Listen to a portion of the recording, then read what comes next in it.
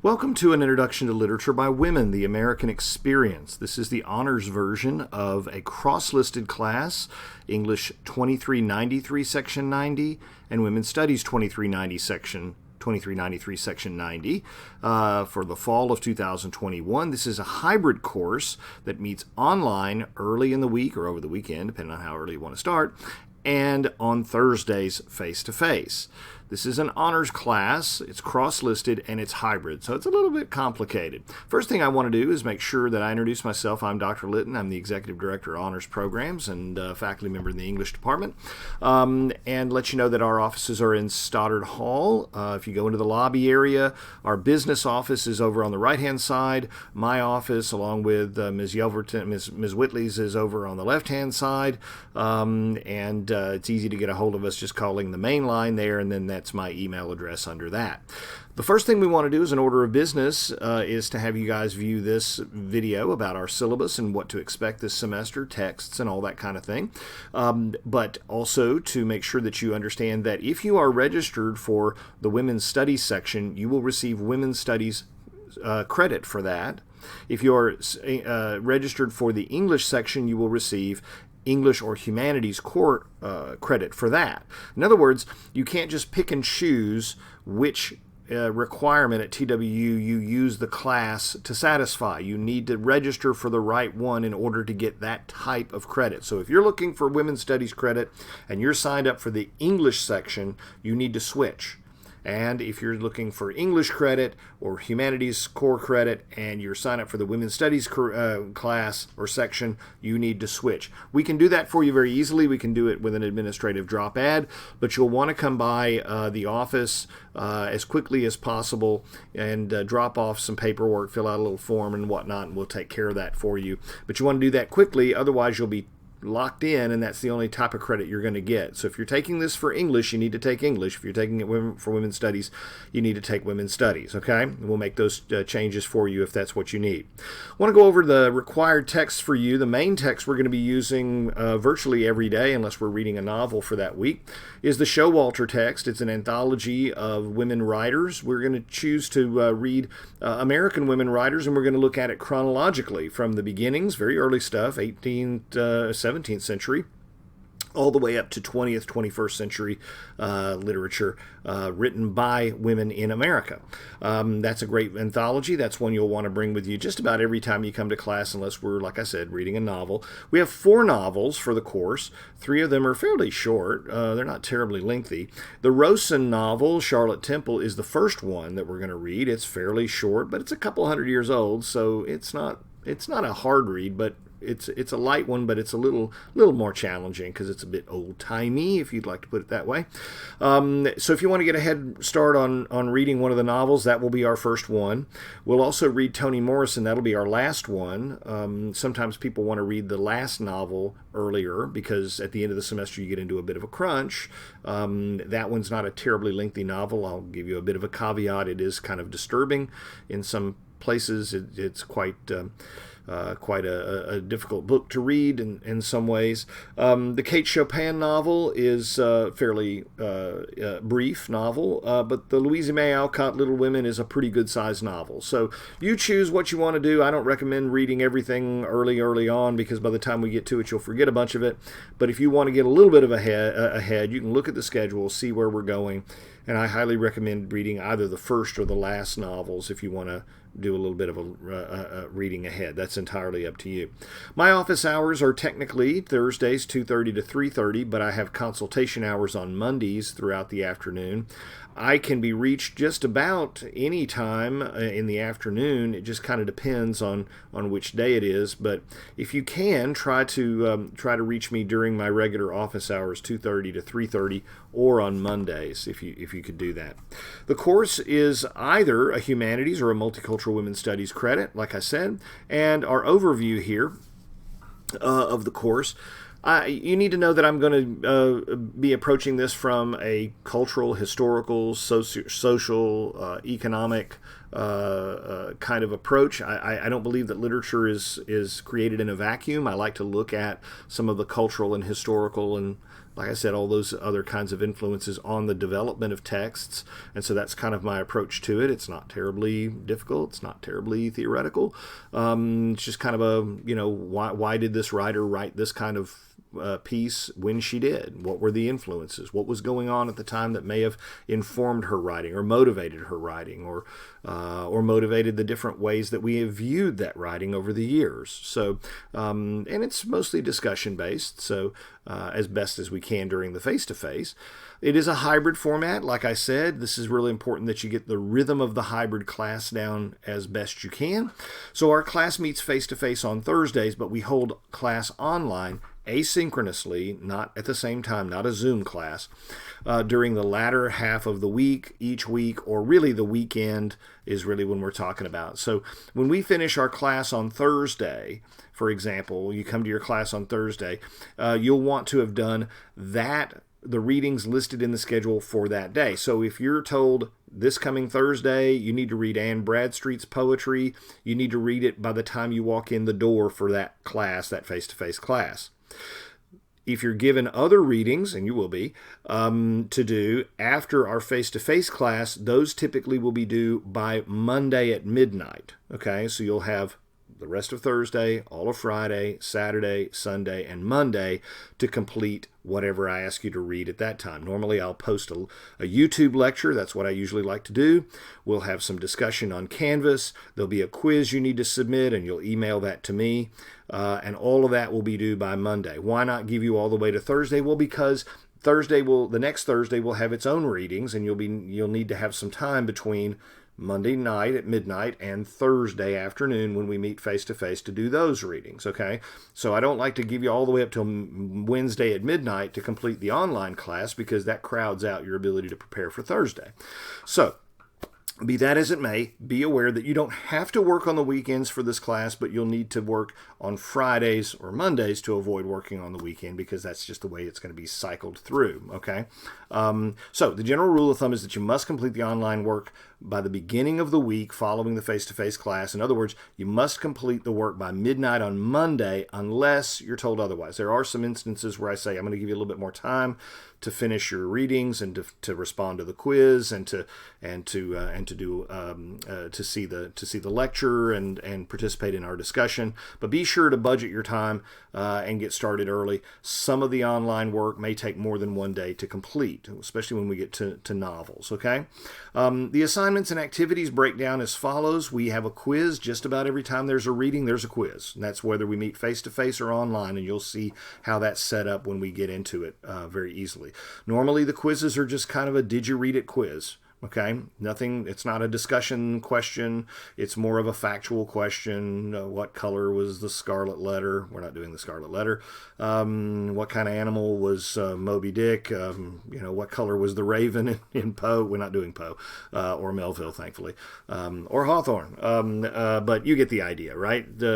Fairly straightforward, factual. Now you got to read closely. I'm not going to just ask you dumb questions like those, but they're factual questions, and each question's worth 5 points. So if you get a 2-question quiz, it's 10 points. A 1-question quiz, it's 5 points, and so on and so forth. Participation both in class and in online discussions is worth 10%. The midterm exam will cover everything up to that point. I'll talk more about the format for it later. It's worth 20%. You'll have 2 short response papers worth 10% apiece. That's 20%. There will be a screenplay assignment, which I think will be fun. I hope it will be fun. You'll get to work in a group, but your grade won't be dependent so much on your group. Just partly, just a little bit of it, but mostly it's all on you. But it'll be about, let's take one of these pieces that we're reading, and how would you adapt it into a film? What kind of decisions would you make about casting and costuming and setting and all those kinds of things? We'll talk a little bit more about it when we get to class, but it's kind of a fun activity. We'll see. That's worth 10%. And the final exam is cumulative, and it's worth 20%. And what I normally will do is give you a bank of 5 possible essay questions. You won't know which 2 I'll ask you to write on until about 48 hours in advance. Okay? Those are submitted online. So those are online essay-based questions. or essay questions, I should say. And if you study for all 5, you've got your bases covered. If you prepare for all 5, you're in good shape. You won't know which 2 that I'll ask you to write on until, like I said, something like 48 or 72 hours, depending on when that's going to be.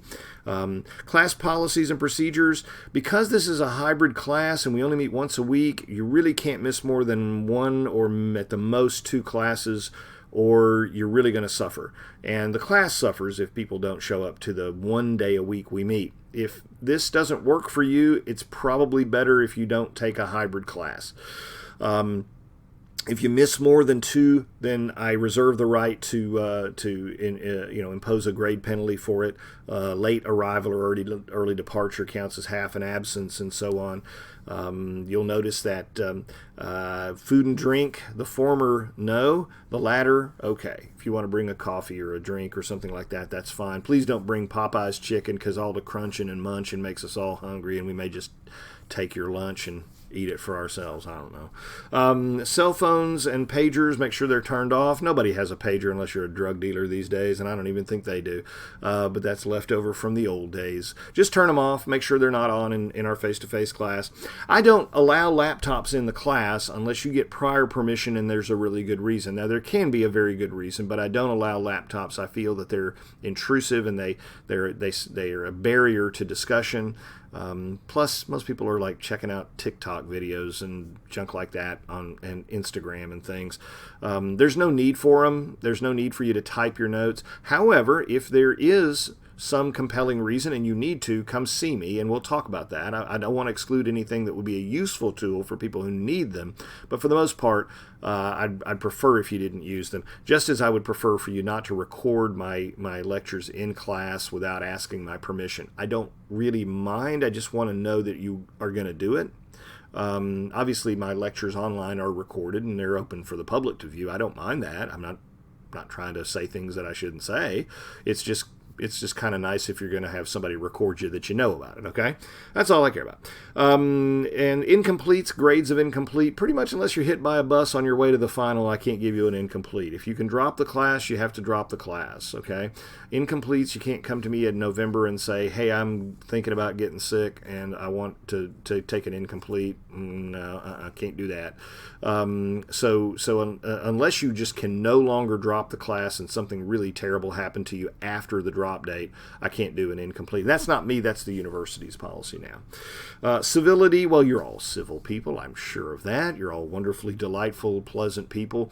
But the most important thing is to respect everybody in the class. I will respect you. I'm sure you'll respect everybody else. And that means respecting people's opinions with whom we disagree, right? Noam Chomsky, great name, Noam Chomsky, the great linguist, has said that if you don't believe in free speech for people who disagree with you, then you don't believe in free speech. And that's pretty true. I've found that to be the case. I'm a believer in free speech, and I believe you ought to be able to say whatever the heck you want to, as long as it's not illegal. And even a couple of illegal things, maybe. We'll talk. I don't know. I'm just joking. But no threats of violence or anything like that. But I'm perfectly willing to entertain and discuss any opinion. No one should be made to feel unwelcome or uncomfortable, no matter what their opinions happen to be. Now, if you say something that I disagree with, I may push back with you a little bit, okay? But I'll do it with politeness and kindness and with a heart full of love. How about that? Okay. Below that are the learning outcomes and the core objectives. The university cares very much about it. I do too. The state legislature does, because it makes us put it in there. But you guys probably aren't going to pay a whole lot of attention to that. But if you are curious and want to know more about what the specific stated learning outcomes and core objectives are of this course, well, then by golly, there you have it for future reference.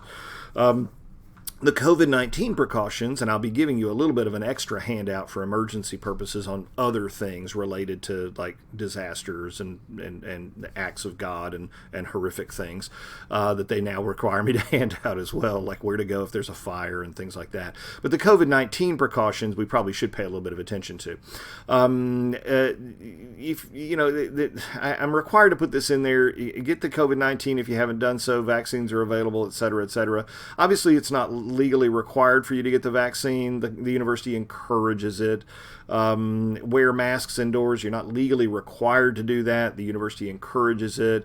Now, that could change under the current state law, as I understand it, the executive order. No university can require masks or vaccines at all. So the choice is always up to you. I certainly respect that choice. I don't call people out one way or the other. If you want to wear a mask, wear a mask. If you don't want to wear a mask, don't wear a mask. If you want to get vaccinated, get vaccinated. If you don't want to get vaccinated, you don't have to be vaccinated. The university thinks that you should both wear a mask and get vaccinated. That's fine.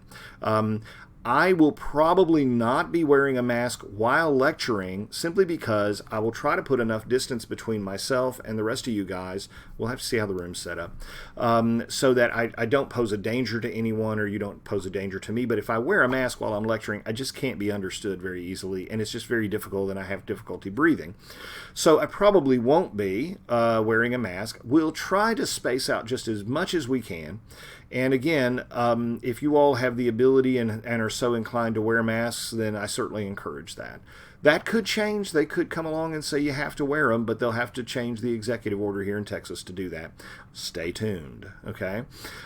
Please do sit in the same seat throughout the semester for the face-to-face classes. That's because if you come down with it, then we can contact trace people who are near you. If you keep moving around, then guess what? Everybody's going to have to be quarantined if somebody gets it. Okay, and we won't like you. I'm joking. We will. We'll love you and hope you get better. But don't do that, because you're going to affect more people than you want to if you come down with it. Okay. But if everybody sits in their same seat, then they have this formula whereby they quarantine the people near you, and instead of the entire class. So find a place. First day of class. Sit there, stay there, please, because that and I'm going to have to do something to record that, all right? And so please don't move around. We'll use a seating chart to make sure that we can do contact tracing if we have to. Please, I hope we don't. Continue to follow all the health protocols like hand washing and use of hand sanitizer and those kinds of things around the campus. Stay home if you're sick. Yes, please. That's not me being sick. That's me clearing my throat. And, of course, if you get COVID-19, please fill out the reporting form and report to the university if you tested positive or exhibiting symptoms or exposed to somebody who tested positive. We need to know about it, okay? That's not to be punished. I'll work with you. If you're stuck at home quarantined and just bored out of your mind, I'll Zoom with you if you want me to, okay? Keep you company as much as I can. I'll try to make sure that you're fine. Some people get quarantined and they just, nothing happens and they're good and they're like, I'm just wasting my time. I'll try to work with you on that, okay? Don't worry about that. Inform your professor if you're impacted by COVID-19 or illness. If you need assistance from Student Life, wonderful people in Student Life. They care deeply about every one of you guys. Communicate with your professors regarding missed assignments. They'll contact your professors if you want them to, if you're ill, okay? And they'll do that. And I, from time to time, I'll get a letter, and I know what to do, and that is accommodate the student, all right? Consult the website, TWU's website, for any kind of updates. They're going to be rolling out testing on the campus in the not too distant future, like within the next week or two, okay? And what they're going to say is, if you haven't been vaccinated and you don't have some other sort of exemption, and I believe that means you've had it before within the last 90, I don't know, we'll see what they say, okay? Other than special populations who get an exemption, then you'll need to be tested. They're talking about possibly weekly, okay, on campus. So you need to be very attentive to that. That's going to be announced here fairly soon, and you need to read that very, very carefully, because they won't allow you to continue going to school here if you're not in compliance with that. Be aware that that TWU reserves the right to move this class 100% online. If we go 100% online, we will probably do a mixture of synchronous and asynchronous, okay? I don't know. I hope we don't have to. We will not go 100% online unless TWU tells me you absolutely have to. And then I will, like a good soldier, I will do as I'm told. But if they tell me, no, you can continue on with hybrid, then I'm going to continue on with hybrid for as long as the semester lasts, because I think students learn better with at least a little face-to-face component, as long as it's safe to do. And I think if we're careful, we'll probably be safe. I will tell you one other thing that's important to note. Our classroom, as I understand it, is on the 5th floor of the MCL building, and the way to get up there is elevators. You have to be very careful not to overpack the elevators, because there are restrictions on how many people can be in the elevator at one time. And that means there are long lines for the elevators. In the old days, you could just pack on 15, 17, 300 people in there like sardines. Can't do that with COVID, right? There's a limit to how many people can get on that elevator. So you need to get there early and be patient. And so be very aware of that. Our class luckily starts, I believe, at 1 o'clock, which means we have a little bit of a lunch break where there usually are no classes from 12:15 to 1. I would get to the elevators early, because it takes a while to get up there. Now, going down's not so bad because you can take the stairs, no biggie. It's 5 flights, but whatever. But if you have physical limitations, then you need to have budgeted time for that too. So I'm just giving you a little heads up there, okay? If you have a documented disability of any kind, make sure that your paperwork is on file with Disability Services for Students, DSS, and they will notify me. And I know I've gotten some notifications already for the year. And I am happy to accommodate. Even if the law didn't make me, I would do it anyway because I'm all about your success and I want to make sure that you're helped, okay? But you must have the disability documented or I cannot give you accommodation, okay? I have to have you go through them or I can't give you the accommodation. But I'm more than happy to help. It's why I entered the teaching profession, is to help people. And I think it's not just about the law, it's about fairness and ethics and morality, right? The morally right thing to do.